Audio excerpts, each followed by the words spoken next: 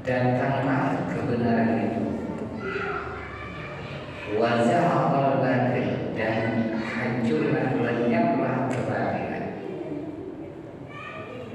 Artinya apa? Bahwa di dalam dunia ini hanya ada dua, yaitu ada al-haq, yaitu kebenaran. Kebenaran itu datang dari Allah Subhanahu wa Ta'ala.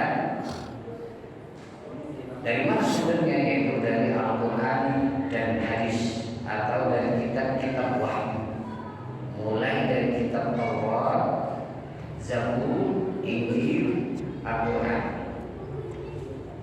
Itulah kalam Allah, wahyu Allah yang diturunkan kepada Nabi, itu dikatakan al-haq, ajaran al-haq, yang mana tujuannya ajaran al-haq itu diturunkan ke muka bumi adalah untuk menghancurkan atau melawan kebatilan-kebatilan. Artinya apa? Kebatilan itu tidak bisa didiamkan. Kebatilan itu harus dilawan, bukan untuk didiamkan. Jadi bagi orang yang mengenal kebenaran, maka tidak boleh diam atas merajalelanya kemungkaran ataupun kebatilan yang ada di wilayah kita. Karena perintah apa? Perintahnya kita, perintahnya dari Allah Subhanahu wa Ta'ala menyampaikan al-haq atau menyuarakan al-haq, yaitu disebut syaudul haq, menyuarakan kebenaran. Supaya apa? Supaya kebatilan, kemungkaran itu sirna. Tujuan utama untuk apa? Adalah untuk menegakkan ajaran Allah Subhanahu wa Ta'ala, atau menegakkan agama di muka bumi. Jadi bagi setiap manusia itu punya kewajiban untuk menegakkan kebenaran pada tingkatan masing-masing. Ya, dari mulai sekup keluarga, ya, RT RW sampai kepada tingkat presiden. Bahkan kalau yang lebih luas lagi adalah menyuarakan kebenaran pada tingkat global. Artinya gini, satu contoh misalnya, selaku pemimpin keluarga, kita tidak bisa mendiamkan kalau ada keluarga kita yang meninggalkan sholat. Karena meninggalkan sholat itu adalah suatu kebatilan. Meninggalkan sholat itu adalah satu kebatilan. Sehingga para ulama itu berkata begini, jadi memelihara anjing di dalam rumah itu lebih utama daripada mendiamkan ada keluarga di dalam rumah yang tidak melaksanakan perintah Allah atau meninggalkan sholat. Ini secara logika masuk akal. Ada di antara keluarga kita yang biasa meninggalkan sholat, nggak sholat, kita diamkan. Itu lebih lebih baik memelihara anjing di dalam rumah yang notabene anjing itu berstatus najis muwallabah, najis yang berat, yang mana penyuciannya itu penyuciannya itu dia harus melalui debu 7 kali disertai debu dan air yang bercampur debu 7 kali. Gampang penyuciannya. Dan itu tidak sampai mendatangkan murka Allah. Berbeda dengan orang yang mendiamkan ada keluarga kita tidak sholat, bahkan meninggalkan sholat sama sekali dalam kesehariannya lalu didiamkan. Itu bisa mendatangkan murka Allah kepada sahibul bait, kepada orang yang ada dalam rumah. Ini hati-hati, warning. Karena gini, kita itu kadang-kadang tidak tegas kepada keluarga kita, khususnya dalam hal penegakan perintah Allah. Entah itu didasari karena sungkan atau karena sudah capek menegur kalau ada anak-anak kita itu tidak sholat. Jujur saja, jujur. Padahal itu kewajiban kita mengingatkan. Kewajiban kita mengingatkan kalau ada di antara keluarga kita yang meninggalkan sholat, bahkan jangankan sampai meninggalkan. Ada keluarga kita yang tidur saja, kalau kira-kira tidurnya itu akan menabrak waktu-waktu sholat, itu wajib dibangunkan. Apalagi sampai meninggalkan sholat sama sekali. Nah, itu maksudnya. Ini mungkin sepele, tapi ini sering terjadi dalam kehidupan kita. Terus ja'al haqqu wa ma yubdi'ul batil wa ma yu'id. Sedangkan apabila kebenaran itu telah datang dan yang batil itu tentu dikatakan wa ma yubdi'ul batil wa ma yu'id.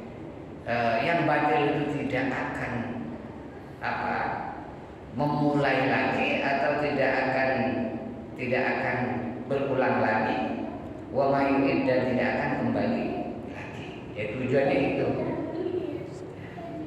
itu supaya kebatilan itu paling tidak walaupun tidak musnah 100% itu menjadi minimalis.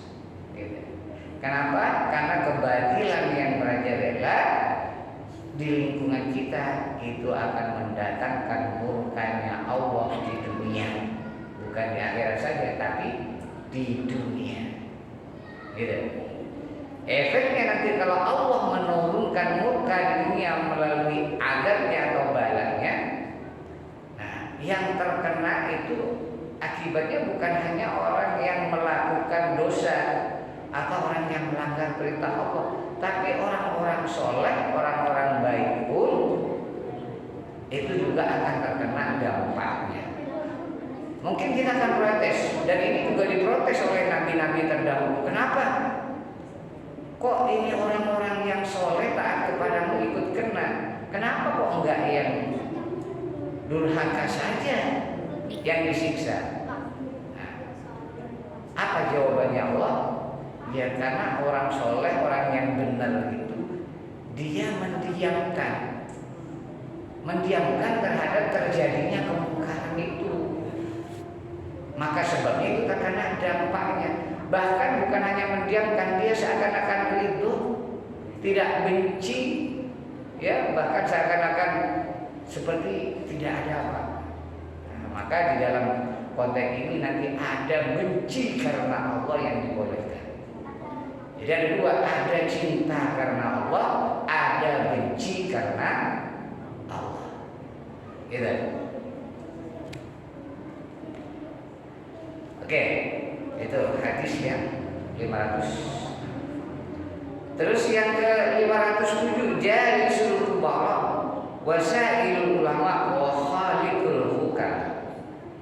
Ini tentang adab bermajlis atau bergaul. Jadi kita diperintahkan untuk apa? Jalisul kubara. Ya sering ya jalis itu duduk atau berkongkol-kongkol atau bergaulah al-kubara dengan para pembesar. Ya para pembesar itu orang-orang yang berpengaruh. Kenapa? Karena orang berpengaruh itu penting. Ya. Dengan kita bergaul dekat dengan orang berpengaruh, itu nanti kita bisa mengambil manfaat dari kebijaksanaan atau dari pengaruhnya, ya, yang terkait dengan apa? Dengan kemaslahatan sosial. Contoh misalnya, banyak orang yang mengkritik para ulama yang misalnya dekat dengan umarok, dengan pemerintah, kan gitu. Banyak ini. Sering kita dengar ada para pendakwah yang mengkritik para ulama, kiai, ustadz yang dekat dengan pemerintah. Dianggapnya apa? Dianggapnya mendukung kezaliman. Padahal maksudnya tidak begitu. Ulama mendekati umarok, pemerintah, itu tujuannya apa? Tujuannya untuk mengimbangi. Seandainya seorang pemerintah itu berbuat zalim, ya, berlaku semena-mena, maka dia bisa menjadi penasehat di dalamnya, sehingga dia tidak terus-menerus berbuat kezaliman. Gitu. Kalau dia tidak dinasihati, tidak ada yang menasihati, maka apa? Tentu dia akan terus-menerus melakukan kezaliman. Kalau semakin dijauhi oleh ulama. Jadi ulama tujuannya menasihati pemerintah.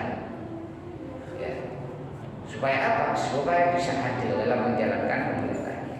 Itu tujuan ulama dekat dengan para umar, para pejabat atau para kubarok, para pejabat. Karena kalau nanti orang baik tidak masuk dalam pemerintahan, maka apa yang terjadi? Nanti yang mengisi kursi-kursi pemerintahan itu adalah orang-orang yang boleh, orang-orang yang tidak ngerti agama. Tentu nanti efeknya lebih buruk pada kehidupan umat. Nah, disinilah pentingnya Pak, ulama mendekati umar, tapi bukan jadi penjilat. Oke. Yang kedua, wasailul ulama. Ya, urusan bertanya kita apa? Dipersilakan atau diperintahkan untuk bertanya kepada ulama.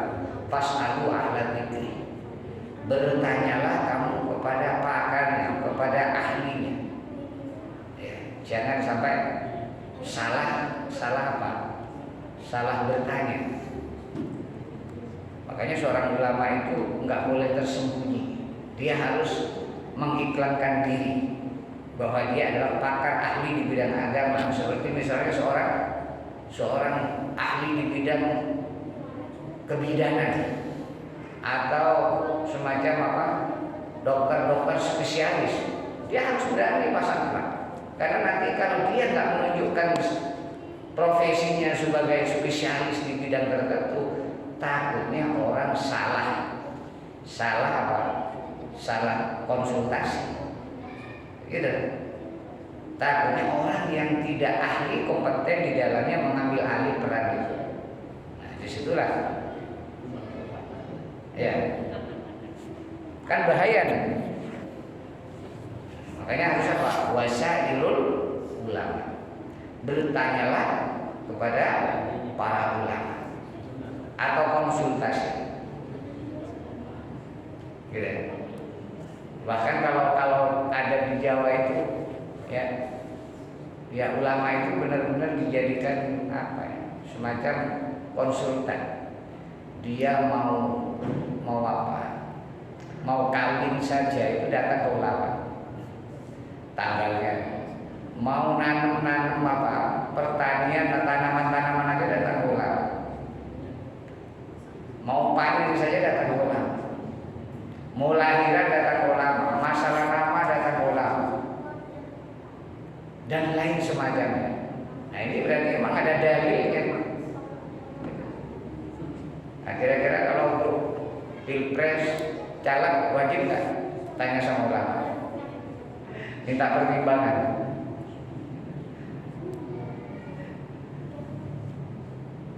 Kematian sama kan? Wa khalidul hukama, dan juga apa? Khalidu bergaulah dengan orang-orang apa? Hukama, orang-orang yang bijak, orang-orang yang baik dan bijak. Jadi boleh hukumnya malah sunnah ya, sunnah. Gak apa-apa ya bergaul dengan para pengusaha, para ulama, dan bergaul dengan orang-orang yang ahli, yang bijak. Tujuannya untuk mengambil hikmah. Terus jubilatul qulub ala hubbiman ahsana ilaha wa hubbiman ahsana ilaiha. Jubilatul qulub, hati itu diciptakan dengan watak mencintai orang yang berbuat baik kepadanya dan membenci orang yang berbuat buruk kepadanya. Ya. Jadi ini tentang apa? Hadis ini sebenarnya intinya adalah mengajarkan manusia supaya banyak berbuat baik. Kenapa? Karena orang yang berbuat baik pasti, orang yang dibaiki itu pasti juga akan senang kepadanya. Begitu juga orang yang berbuat buruk kepadanya maka juga akan mendapatkan respon buruk darinya. Itu karakter utama daripada hati itu, memang cetakannya begitu. Ya, hati itu senang kepada orang yang berbuat baik dan benci kepada orang yang berbuat buruk kepadanya. Maka kata Imam Syafi'i, ya, bahwa orang yang berbuat baik kepadamu itu sebenarnya dia telah memenjarakanmu. Wa man asa'a 'alaika, dan barang siapa orang yang berbuat buruk kepadamu, faqad atlaqaka. Maka sungguh dia telah membebaskan diri. Apa artinya? Jadi sebenarnya begini, kalau kita itu ya ingin menaklukkan orang, ingin menundukkan orang, ya, maka cukuplah kita berbuat baik kepadanya.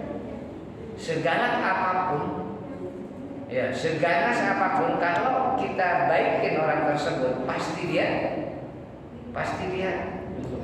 ya nurut.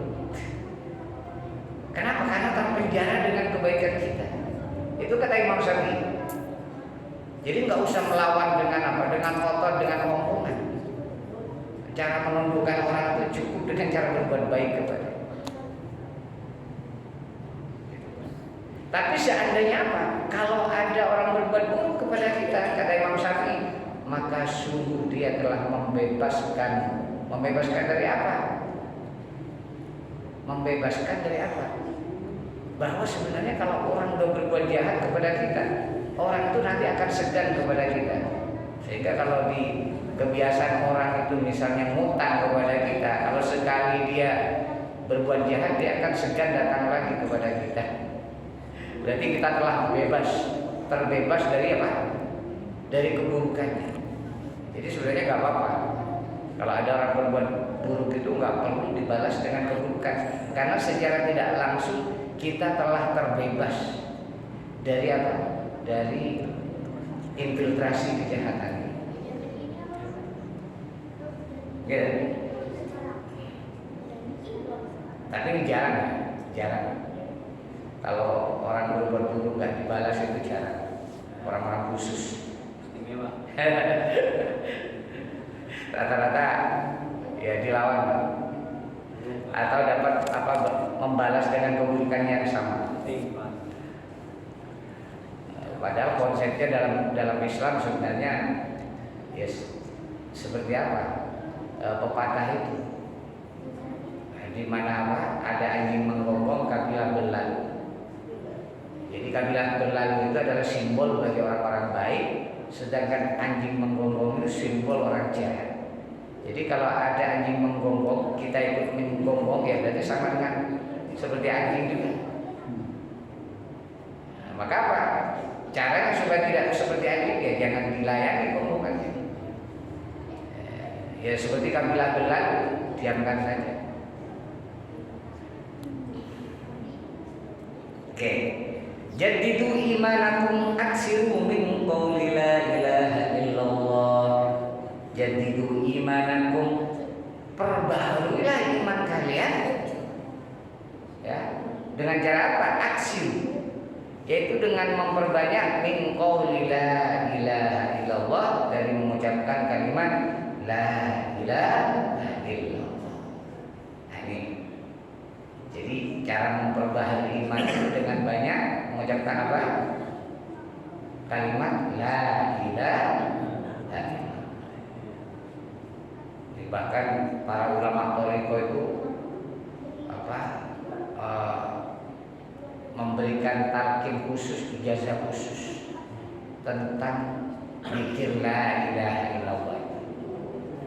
Yaitu dengan apa? Dengan memanjangkan lamnya, 3 lamnya, 3 lam yang ada di la ilaha illallah. Bukan yang berapa 3? La ilaha illallah. Apa fadilahnya memanjangkan lam pada kalimat la ilaha illallah? Itu pahalanya, fadilahnya sama dengan menghapus 40.000 dosa besar. Tuh, makanya perlu dapat talqin kalimat la ilaha illallah. Jangan hanya apa tahlil berkat saja. Kita tahunya tahlil berkat. Tahlil berkat apa? Sama kematian. Itu ada itunya, gitu. Itu bisa memperbaharui. Jadi ini kemudian juga dengan kalimat la ilaha illallah itu bisa mereset kekufuran. Orang yang kafir selama hidupnya misalnya 80 tahun dia kafir, dengan mengucapkan kalimat la ilaha illallah itu terampuni makot salah seluruh dosa-dosa yang pernah dilakukan sebelumnya. Nah, ini tentang keajaiban la ilaha illallah. Orang yang 80 tahun berbuat dosa bisa hilang bersih dosanya akibat mengucapkan satu kalimat saja la ilaha illallah. Lalu bagaimana kalau ada kelompok yang kemudian dia mengkafirkan orang yang telah mengucapkan kalimat la ilaha illallah?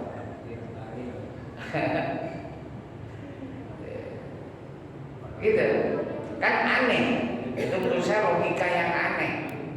Allah saja bisa menghapus dosa yang dilakukan 80.000 tahun, 80 tahun.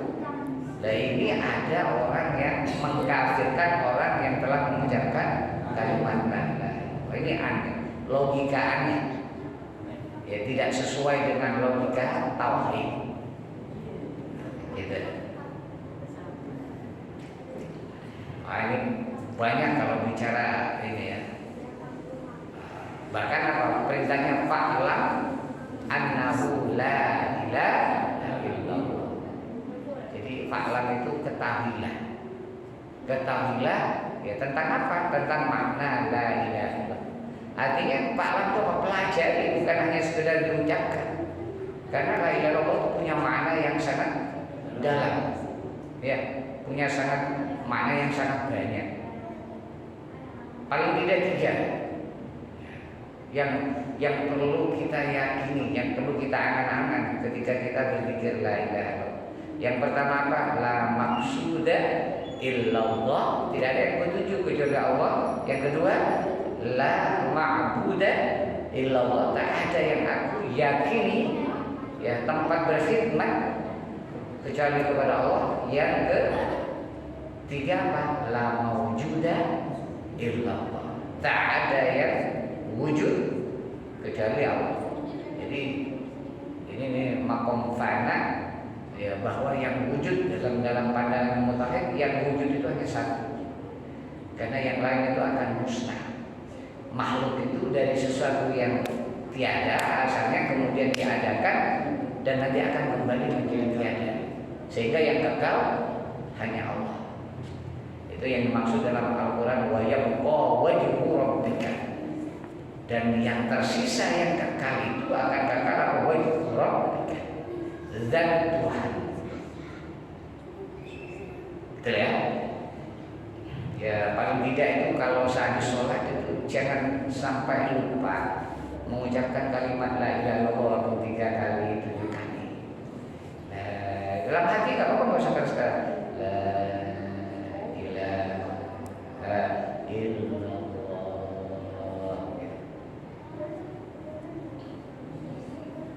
Jangan hanya ini ya, jangan hanya mutahlilan aja dikit. Itu bikin tafsir. Jaminannya surga. Kalau kita mati dalam keadaan apa? Membaca la ilaha illallah, dakhalul jannah. Pasti masuk surga. Terus Nabi menambahkan wa in saraqa wa in zana wa in saraqa. Sekalipun dia zina, ahli zina, dan sekalipun dia maling, itu pasti masuk surga. Itu jaminan dari Allah. Oke, bismillahirrahmanirrahim. Ja'alallahu al-hasanata bi asyri amsalha asy-syahru bi asyrati asyhurin wa siyamu sittati ayamin ba'da asy-syahri tamamus sanah. Ja'alallahu al-hasanah, Allah menetapkan kebaikan bi asyri amsalha, dengan membalas 10 kali lipatnya. Jadi satu kebaikan ini adalah satu satu kebijaksanaan Allah, hukumnya Allah, sunnatullah. Kalau berbuat satu kebaikan itu dibalas dengan 10 kali lipat. Dan asyharu, kalau amal sebulan itu dibalas dengan 10 bulan. Sedangkan puasa 1 tahun itu ya puasa 6 hari. Wasiyam sittati ayyam, puasa 6 hari ba'da syahri, setelah bulan Ramadan, itu dengan apa? Tamamus sanah, itu sama dengan menggenapkan puasa setahun. Jadi ada puasa gini ya. Kalau hitungannya tuh gini. Ada yang paling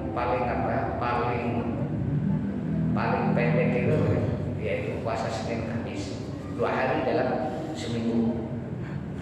Nah, itu kemudian nanti ada puasa 3 hari yang disebut puasa Ayyamul Bayd. Itu kan 3 hari di tengah bulan. Itu kualitasnya ya derajatnya sama dengan puasa 1 bulan penuh.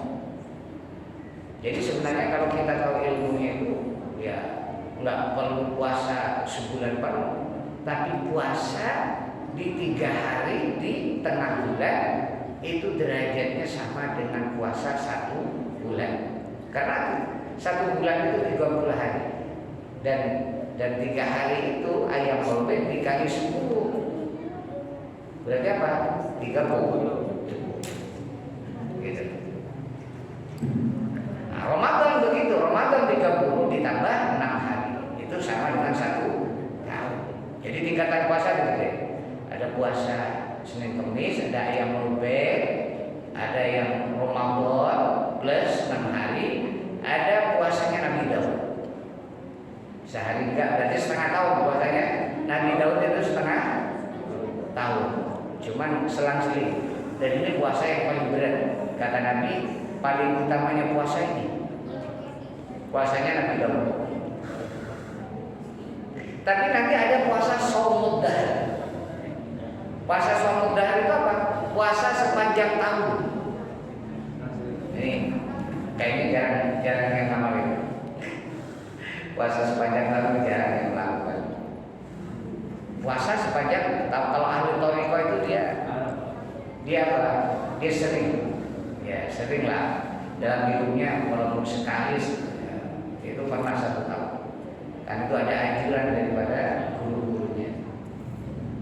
Puasa 1 tahun namanya shaumud dahar, kecuali hari-hari yang diharamkan. Seperti apa? Hari-hari tasyrik dan hari-hari Aidain, Idul Adha ataupun Idul Fitri. Itu yang haram. Tidak ada yang puasa. Dari kalangan sahabat juga ada yang puasa setahun penuh. Ya kita nggak usah lagi. Nggak kuat. Bismillahirrahmanirrahim. Ja'alallahu ma yakhruju min ibni Adam masalan fid dunya. Allah. Jadi ja'alallahu ma yakhruju. Allah menjadikan ma yakhruju min ibni Adam. Apa yang keluar dari Bani Adam, dari manusia itu. Apa yang keluar dari Bani Adam itu yaitu kotoran manusia. Itu masalah, itu menjadi perumpamaan di dunia kepada dunia. Apa artinya? Jadi berdasarkan hadis Nabi ini, jadi Allah mengumpamakan dunia itu seperti kotoran manusia. Maka kenapa kemudian logikanya begini?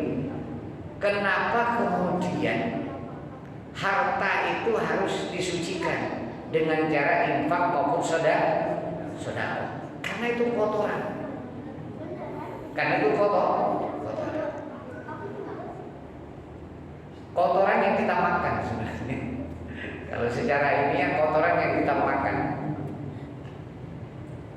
Sehingga dia harus dibersihkan, harus dikeluarkan. Maka oleh sebab itu para nabi dan keluarganya itu diharamkan menerima sedekah. Ya, ingat. Ini kalau benar-benar Habib saking keturunan Nabi itu haram menerima sedekah. Nah, kalau ada Habib Sayyid atau aku Habib atau apa itu doyan sedekah, itu bukan keturunan Nabi, pasti palsu. Kenapa itu? Keluarga Nabi tidak mau menerima sedekah karena itu kotoran. Karena keluarga Nabi itu suci, dijaga kesuciannya, termasuk Nabi sendiri. Gitu.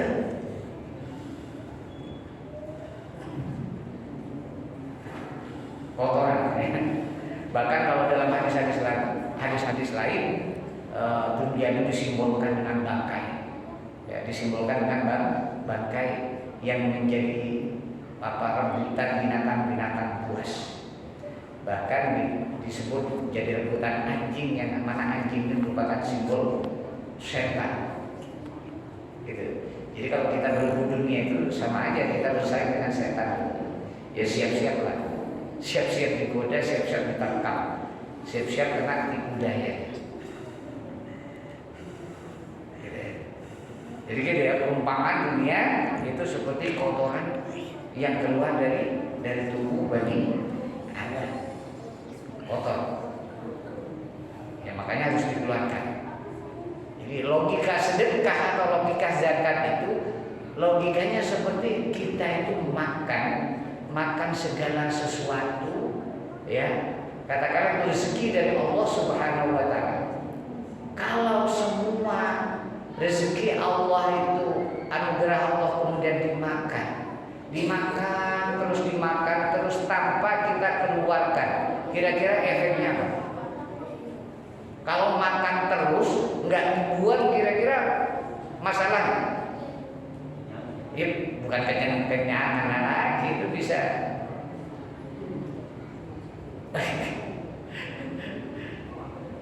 Kalau nggak bisa buang BAB gimana? Nggak dibuang, nggak ada pembuangannya, nggak ada saluran pembuangnya. Terus semua makanan ditumpuk saja, itu bermasalah. bisa jadi penyakit manusia. Begitu harta. Harta itu kalau ditumpuk terus, nggak ada jalur infak dan sedekah, itu bisa mencelakakan pemilik. Seperti kita orang makan terus, nggak dikeluarkan, makan terus nggak pernah diambil, kan bahaya. Makanya orang yang menyimpan harta tanpa menyalurkan hak-hak daripada orang miskin itu pasti banyak masalah dalam hidup. Pasti banyak masalah. Oke. Ju'ilat lil ardu masjidan wa tahura. Ju'ilat lil ardu masjidan wa tahura. Aku dijadikan bumi bagiku, ini kata Nabi Muhammad. Apa? Masjidan, tempat sujud, wa tahuran, dan apa? Suci, suci menyucikan. Nah, ini berbicara tentang bumi. Jadi kita itu diperintahkan sujud di mana, mau di negara manapun, negara ateis, Amerika, Eropa, atau manapun, namanya bumi itu tetap suci. Dan di setiap bumi manapun pasti ada yang sujud kepada Allah. Pasti ada yang sujud kepada Allah. Ya. Persoalannya besar kecilnya berapa, tapi itu jaminan dari Allah bahwa setiap bumi itu pasti ada hamba yang sujud atau makhluk yang sujud kepada Allah. Makanya bumi dijadikan sebagai masjid dan tempat sujud, wa tahuran, dan buat apa? Suci, menyucikan. Artinya bisa dijadikan alat untuk menyucikan kalau tidak ada air. Jadi alat suci itu ada apa? Ada 3. 1 air, yang kedua debu atau tanah, yang ketiga apa? Tahu nggak yang ketiga? Api. Ini mazhab Hanafi menggunakan api sebagai alat suci. Contohnya gini, batu bata yang bercampur dengan kotoran manusia atau kotoran binatang atau tai sapi, itu kalau secara hukum batu bata yang tercampur dengan kotoran sapi kemudian kalau dijadikan buat tembok, itu najis tembok. Makanya apa? Makanya menjadi suci ketika bata itu dibakar. Bata itu dibakar menjadi suci sehingga bisa dipakai untuk tembok.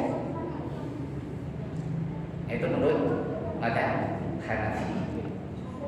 Jadi ada 3 alat suci. Nah, nanti alat suci bisa digunakan oleh Allah di akhirat. Yaitu apa? Api neraka. Nah, maka kenapa orang-orang yang beriman, ya, yang pendosa dan durhaka, itu sebagian, ya, tidak semua, pasti sebagian itu mampir ke neraka.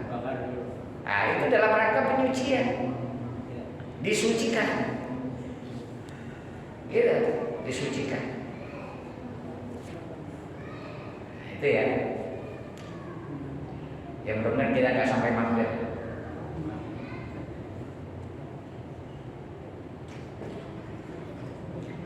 Bismillahirrahmanirrahim. Julasa Allah wa dan ahlul wara wa zuhdi fi dunya. Julasa Allah, orang-orang yang duduk, ini tempat apa ya? Teman dekatnya Allah. Orang-orang yang bermajlis dengan Allah nanti, dekat kedudukannya dengan Allah.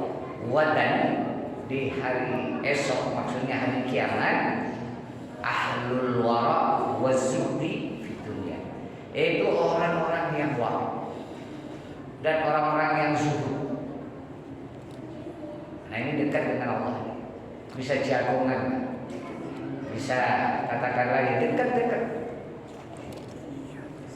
Karena nanti gini, di akhirat itu ada kenikmatan balasan daripada amal manusia itu apa? Surga berupa istana-istana bidadari dan segala fasilitas kenikmatan lain. Tapi itu bukan puncak balasan. Puncak balasan tertinggi di akhirat itu adalah melihat Allah. Itu yang dimaksud di dalam Al-Quran, wujuhu yawma idzin nadhirah ila rabbiha nadhirah. Pada hari itu nanti wajah berseri-seri. Banyak wajah berseri-seri karena melihat Tuhannya, melihat wajah Tuhannya. Itu kenikmatan yang tertinggi di akhirat. Nah, orang-orang yang dekat nih di majelisnya Allah ini nanti hari kiamat itu salah satunya siapa? Ahlul wara, orang yang wara. Siapa orang yang wara ini? Nah, wara ini ada tingkatan. Yang pertama adalah al-mujtanibu minal anil ma'asi, anil haram. Orang yang senantiasa menjauhi yang haram. Itu wara. Tingkatan yang paling rendah itu. Pokoknya yang penting tidak melakukan yang haram atau meninggalkan haram, tidak maksiat, itu sudah dianggap wara. Menjaga dari dosa. Yang kedua, tingkatan wara yang kedua adalah orang yang mampu meninggalkan barang syubhat. Syubhat itu apa? Syubhat itu sesuatu yang tidak jelas hukumnya, tentang halal haramnya nggak jelas.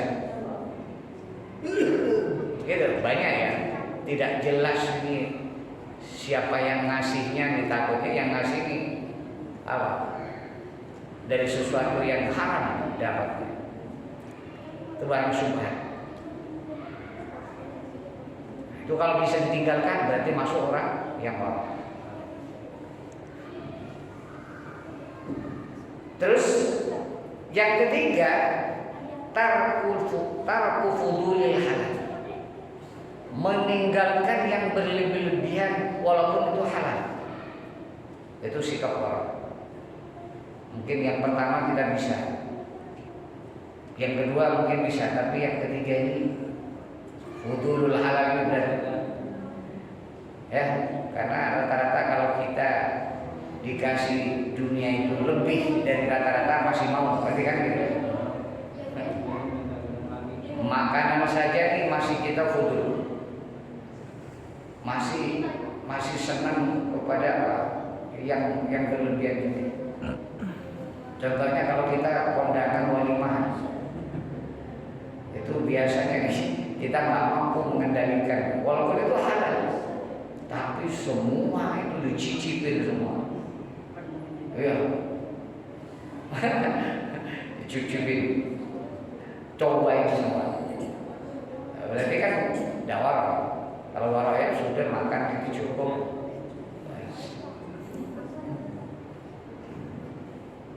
Nafsunya apa? Pengen nyobain rasanya enak.